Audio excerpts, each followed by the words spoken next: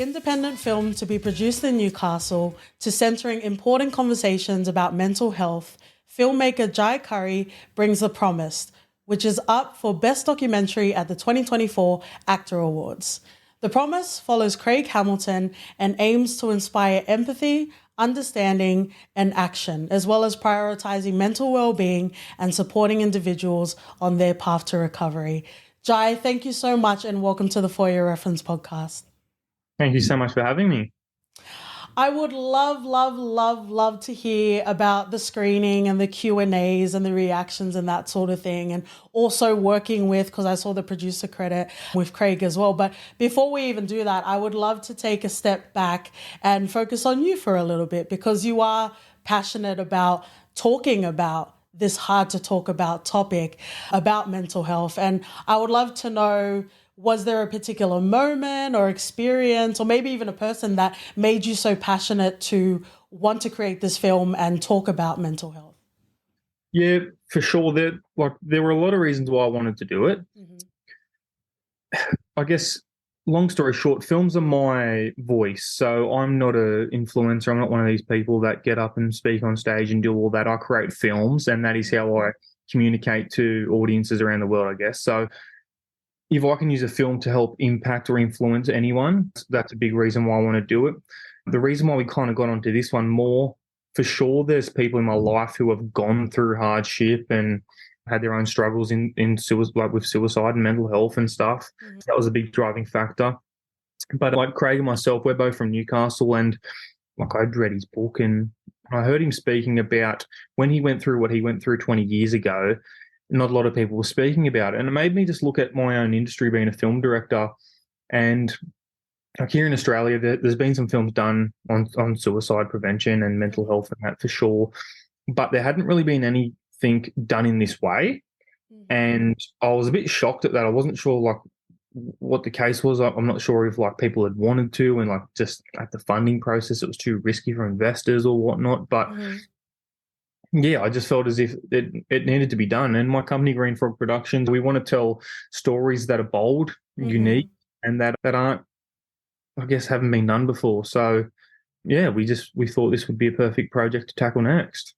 Yeah, and the reason why I wanted to start off this interview with that question is, in the very best way, you are pretty much an enigma, like trying to get to know who you are, which makes sense because your lens is pointed towards other people. And I'm like, I would love to hear a little bit about you before we get into The Promise. And I guess in regards to the making of The Promise, given the nature of the subject matter that is so important to talk about, but you know, it is a very sensitive subject. Were there any sort of safety measures that were on set in regards to maybe resources that are available to the subjects that were being interviewed, for example?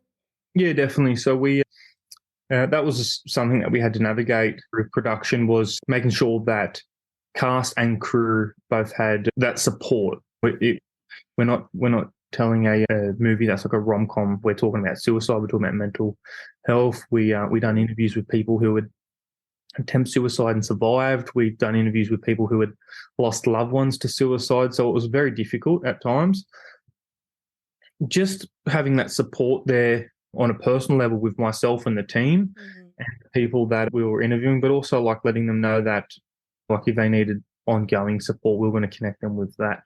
Everyone just had that clear goal in mind of what this film can do, how it can help people, and that hope of helping people now and into the future is what really just got everyone through it.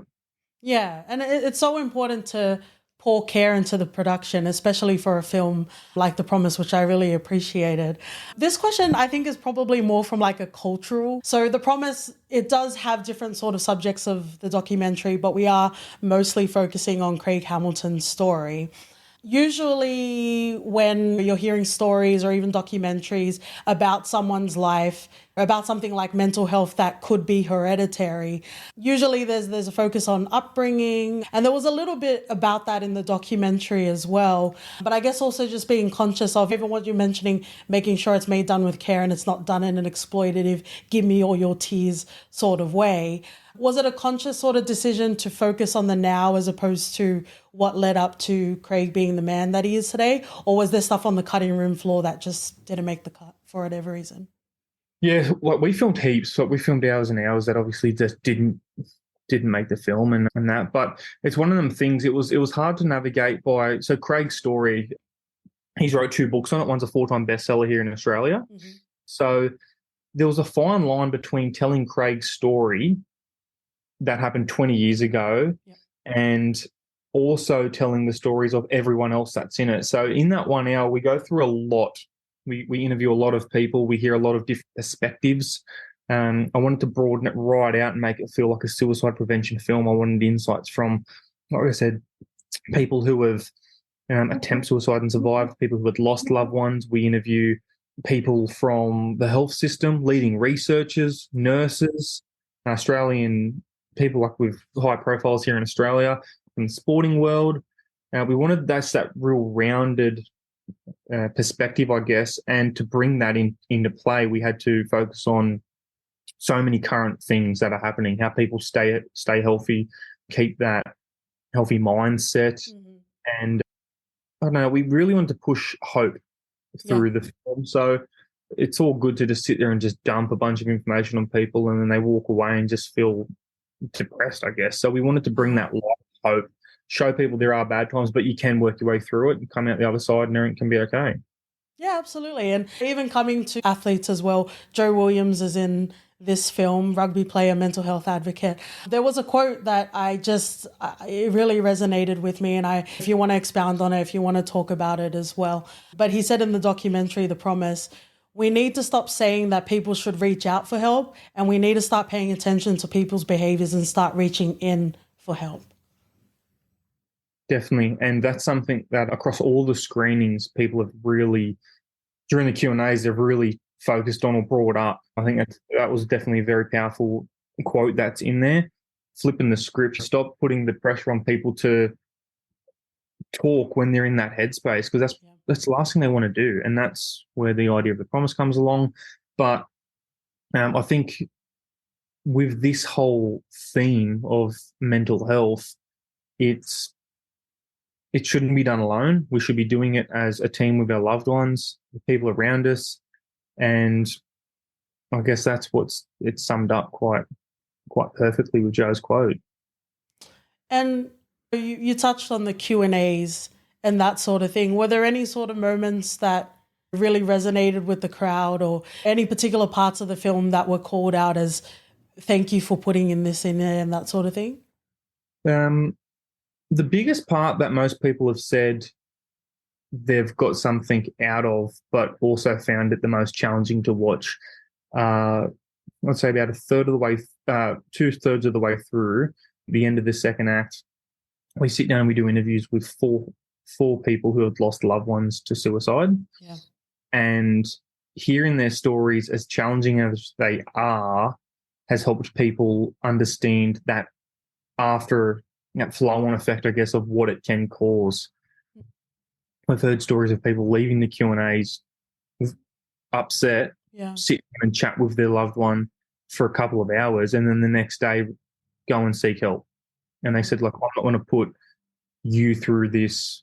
I guess it kind of shines a light on everyone else that's affected by this. Yeah, absolutely. And it definitely makes sense to watch it with care, but it's also good to hear that people are sharing and they're talking about it. And I think it was in the documentary, it might have been Joe or it might have been someone else, but just acknowledging that someone tells you they're having a shit go.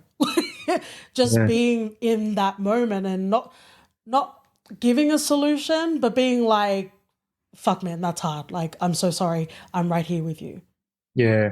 I think Justin might have said that in the end, and he says acknowledge it. Acknowledge it and ask them what they want to do about it, because at the end of the day, it's their choice. So, yeah. There was also another quote that Justin mentioned as well. When health becomes a health system, it becomes a business. That's when it becomes broken. It's not healthcare system anymore. The care gets dropped. And it feels like it was a deliberate thing, and it makes sense that it was focusing on the people as opposed to the system. But it was so good to be able to hear that, because sometimes there is that sort of dissonance or that courage to call the helpline and maybe not get the best sort of care. Yeah. Like here in Australia, we go into it as much as we I'll get back to that, but as much as we do go into all the statistics and explore how the health system is operating and the rates in which people are suiciding here in Australia and that we try to tell it through a narrative and let that story unfold. So it's easy to watch. We don't want to go in for an hour and just feel like they've just been sitting through a lecture and just information dumped on them. So that was another reason why we showed all them lifestyle things and tried to make it unfold like a bit of a narrative and bring a little bit of that fiction vibe to it. To get back to your question, so Justin explores that because the ratio here of what our country's going through to the people that can help is just way out. Mm-hmm. And in Australia, like if you're struggling, you reach out, it can take 6 weeks before you can see anyone. Yeah. And 6 weeks is way too long. Like if you were in a car crash, you'd be straight into emergency in an hour, less than. You'd be straight through. Everyone would drop everything. They'd be helping you. It's life-threatening. We need to save this person's life. And just because we can't see it doesn't mean that mental health isn't life-threatening. And that's what the film explores, is like it is. 8 Australians die by suicide every day. So it's one of them things where it needs to be explored a little bit better, I guess, by the people that can make decisions here in Australia.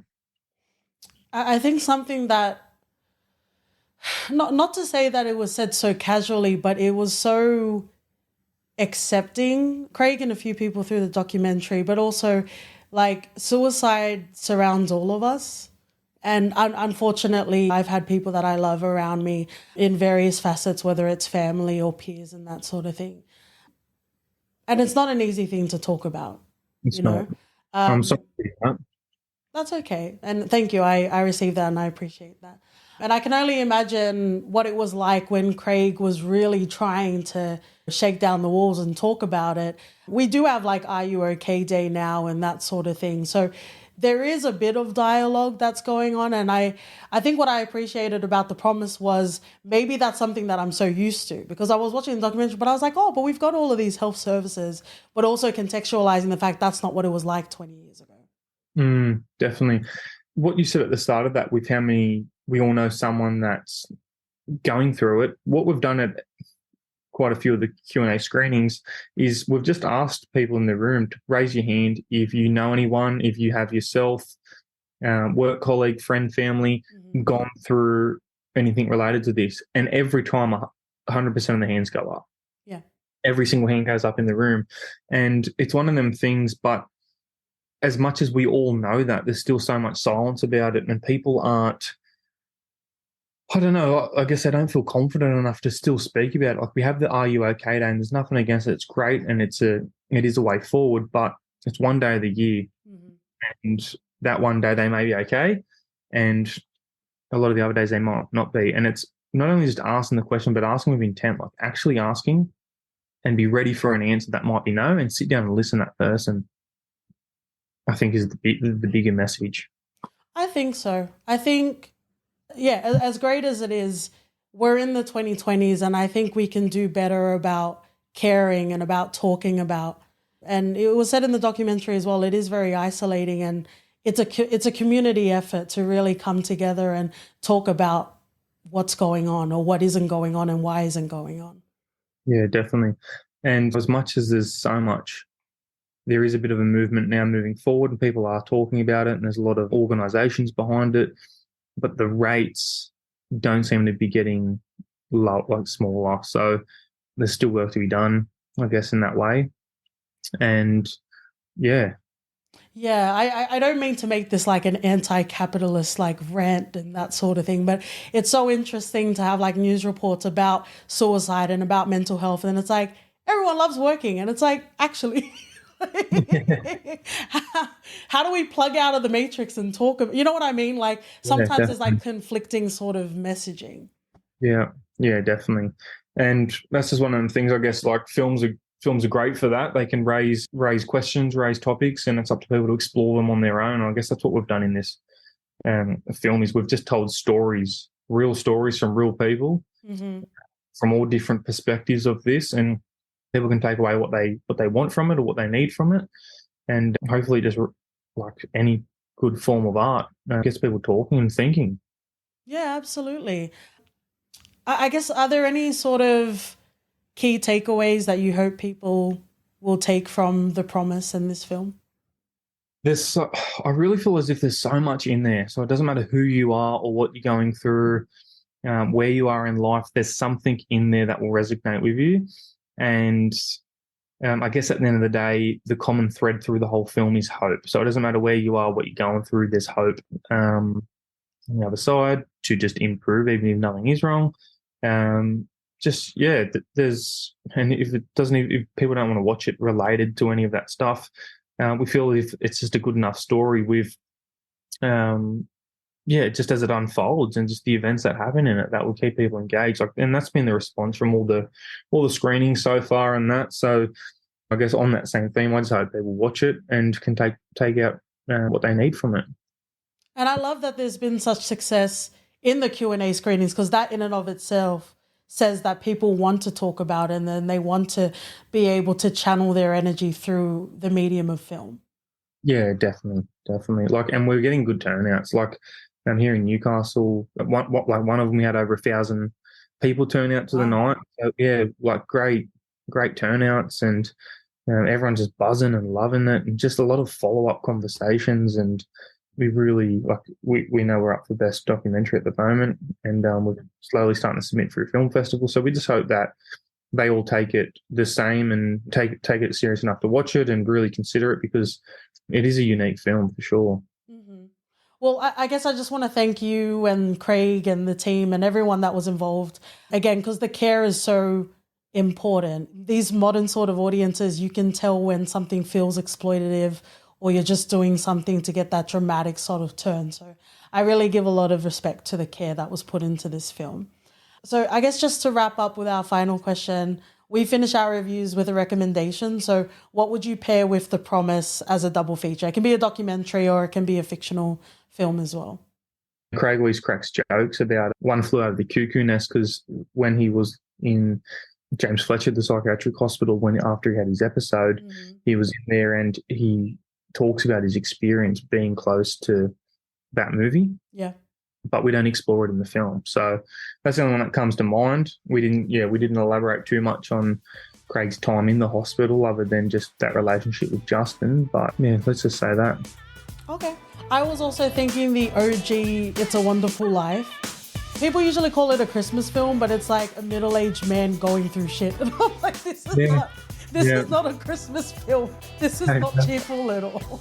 Yeah, I'll check it out. Well, thank you so much, Jye. I really appreciate your time, and congratulations and all the best for Best Documentary at the AACTA Awards. Thank you so much. I really appreciate you taking the time to sit and talk with me. Thank you. Cheers.